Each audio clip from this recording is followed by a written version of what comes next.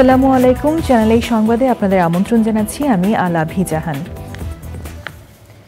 বিস্তারিত সংবাদের শুরুতেই জানিয়ে দিচ্ছি ফ্রেশ প্রিমিয়ামটি সংবাদ শিরোনামগুলো।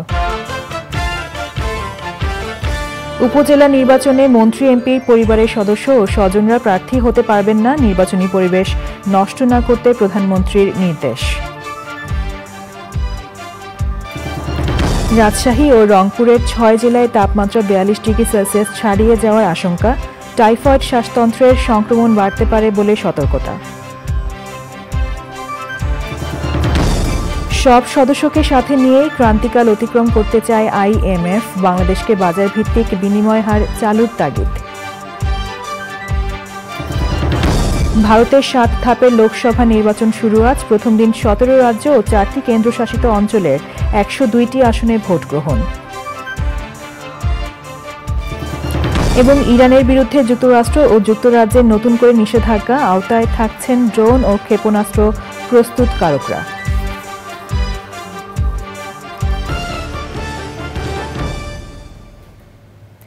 সংবাদ শিরোনামগুলো জানাচ্ছিলাম। এখনকার এই সংবাদ আয়োজন একই সঙ্গে চ্যানেল আই এর ইউটিউব চ্যানেলে এবং চ্যানেল আই এর OTT প্ল্যাটফর্ম আইস্ক্রিনে লাইভ স্ট্রিম হচ্ছে। চলে যাচ্ছি বিস্তারিত সংবাদে।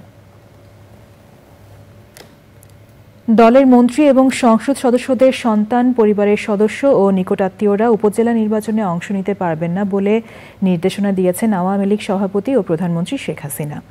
এমন যারা এরই মধ্যে মনোনয়নপত্র জমা দিয়েছেন তাদেরকে নির্বাচন থেকে সরে দাঁড়াতে বলা হয়েছে। দলীয় সভাপতির নির্দেশনা সাধারণ সম্পাদক ওবায়দুল কাদের সাংগঠনিক সম্পাদকদের কাছে পৌঁছে দিয়েছেন। ওবায়দুল রশিদের রিপোর্ট। 4টি ধাপে অনুষ্ঠিত হবে উপজেলা পরিষদ নির্বাচন। আগামী 8ই মে হবে প্রথম ধাপের ভোট গ্রহণ। তফসিল ঘোষণার পর আওয়ামী লীগ সাধারণ সম্পাদক ওবায়দুল কাদের বারবার নির্দেশনা দিয়েছেন উপজেলা নির্বাচনে যেন মন্ত্রী ও সংসদ সদস্যরা প্রভাব না খাটান।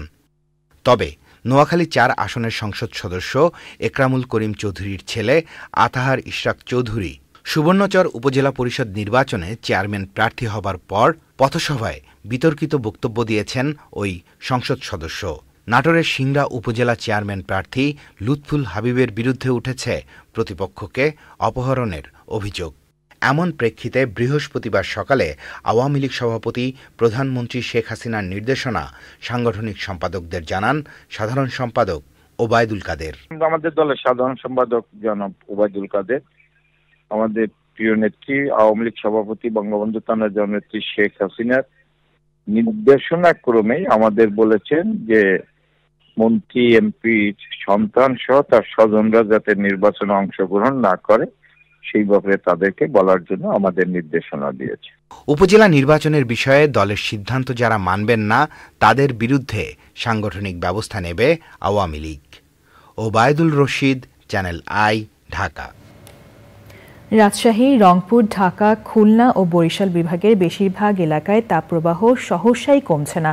আর রাজশাহী ও রংপুরের 6 জেলায় তীব্র তাপপ্রবাহ চলতি মাসে 42 ডিগ্রি সেলসিয়াস ছাড়িয়ে যাওয়ার আশঙ্কা করছে আবহাওয়া অফিস। প্রচণ্ড গরমের কারণে টাইফয়েড এবং শ্বাসতন্ত্রের সংক্রমণজনিত রোগ বাড়তে পারে বলে সতর্ক থাকতে পরামর্শ দিয়েছেন চিকিৎসকরা। জানাতুল বাকিয়া কেকার রিপোর্ট। বছরের অন্যতম উষ্ণ মাস এপ্রিল। এ মাসের শুরু থেকে প্রায় সারা দেশের ওপর দিয়ে বইছে মাঝারি থেকে তীব্র মাত্রার তাপপ্রবাহ। রাজশাহী ও রংপুর বিভাগের 6 জেলায় তীব্র তাপপ্রবাহে এ অঞ্চলের মানুষের ভোগান্তি চরমে। আবহাওয়া অফিস বলছে চলতি মাসের শুরু থেকেই দিনের তাপমাত্রা স্বাভাবিকের চেয়ে 4 থেকে 5 ডিগ্রি সেলসিয়াস বেশি থাকছে।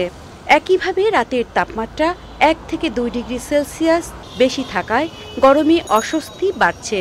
প্রচন্ড গরমের জন্য একটু ভালো থাকার জন্য, স্বস্তি পাওয়ার জন্য ডাব খাওয়া হচ্ছে আর কি। অনেক কষ্ট বাবা, গরমে যান চলে না, চালাইতেই বাধ্য হইয়া। পেট্রোল আর চলবো না, পেট্রোল সময় মতন খাওয়ান চাইবো।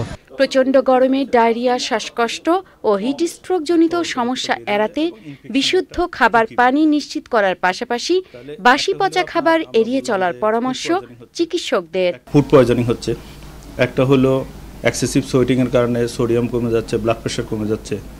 আর একটা হচ্ছে নানাবিধ ইনফেকশাস ডিজিজের মধ্যে টাইফয়েডের প্রকোপটা এই মুহূর্তে বেশি। খুব বেশি পয়জন না হয়, আপনারা ঘরে বাইরে ঘোরাঘুরি করবেন না, আপনারা ঘরের মধ্যে থাকার চেষ্টা করবেন।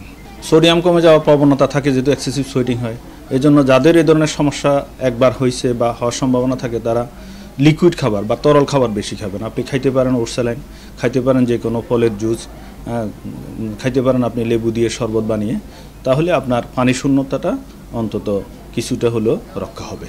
গত 16 এপ্রিল চলতি মৌসুমে ঢাকার সর্বোচ্চ তাপমাত্রা রেকর্ড করা হয় 38.8 ডিগ্রি সেলসিয়াস।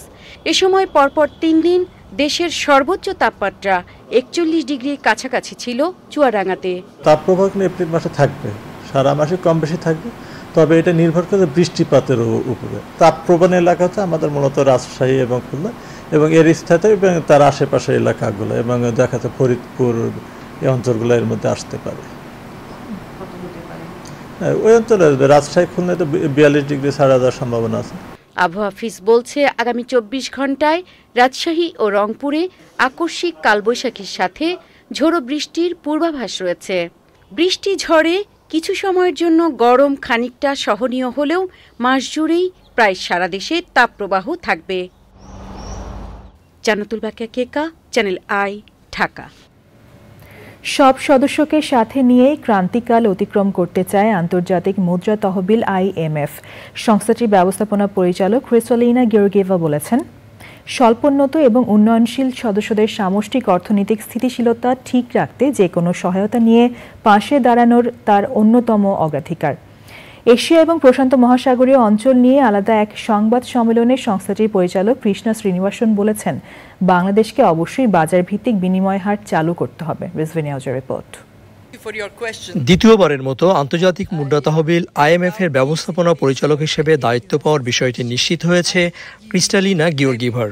সংস্থাটির সদর দপ্তরে বিশ্বব্যাংক গ্রুপের বসন্তকালীন সভায় আগামী দিনের বৈশ্বিক নীতি বিষয়ক সংবাদ সম্মেলনে 3 অগ্রাধিকারের কথা জানিয়েছেন তিনি।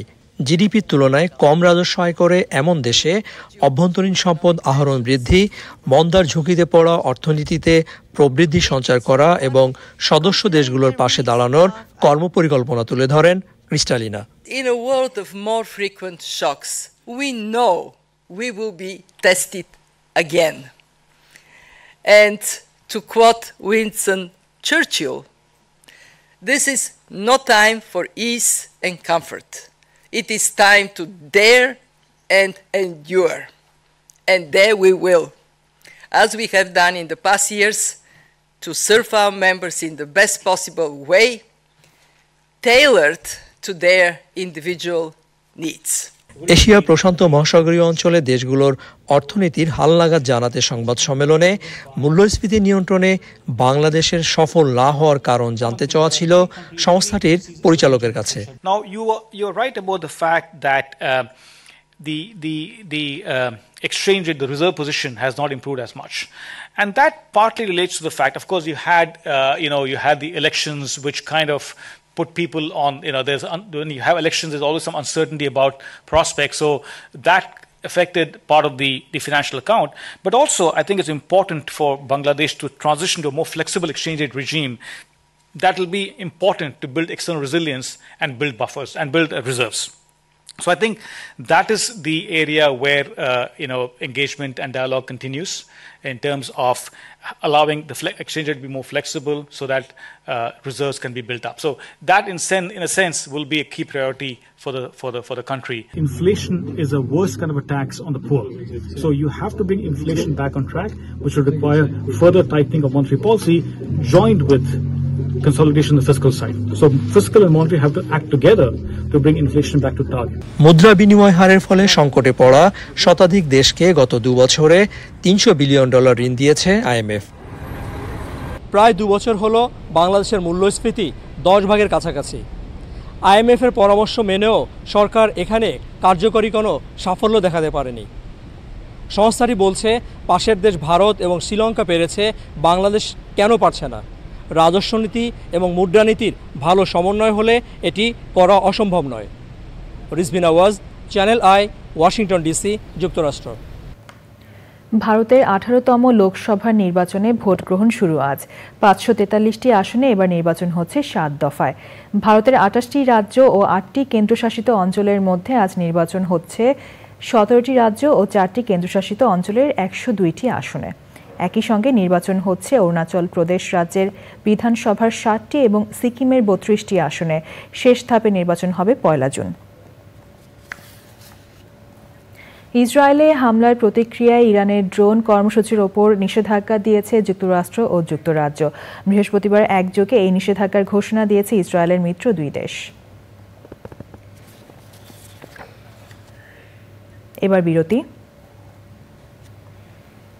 পর যা থাকছে।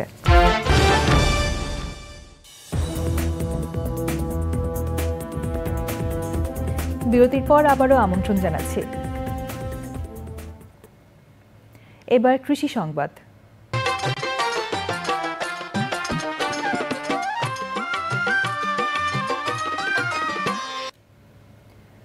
দিনাজপুরে বাউ মুরগি পালন করে নিজের আর্থিক অবস্থা বদলেছেন গৃহিণী নাজমা বেগম। বাউ মুরগিতে রোগবালাই কম, অন্য যে কোনো জাতের মুরগির তুলনায় ওজন বেশি ও অল্প দিনেই বাজারজাত করা যায়। নাজমা বেগমের সাফল্যে অনুপ্রাণিত হয়ে অনেকেই বাউ মুরগির খামার করার আগ্রহ দেখিয়েছেন। এবার প্রকৃতি সংবাদ।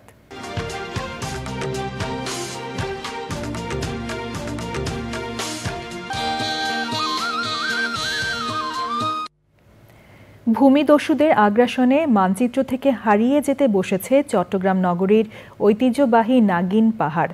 দীর্ঘদিন ধরে পাহাড় কাটার কারণে হুমকিতে পড়েছে আশপাশের পরিবেশ অধিদপ্তরের অভিযানের পরেও থেমে থাকেনি পাহাড় কাটা, বরং গড়ে তোলা হয়েছে আবাসিক এলাকা ও বহুতল ভবন। পাহাড় খেকোদের বিরুদ্ধে কঠোর ব্যবস্থা নেওয়ার আশ্বাস দিয়েছে জেলা প্রশাসন। এবার খেলার খবর।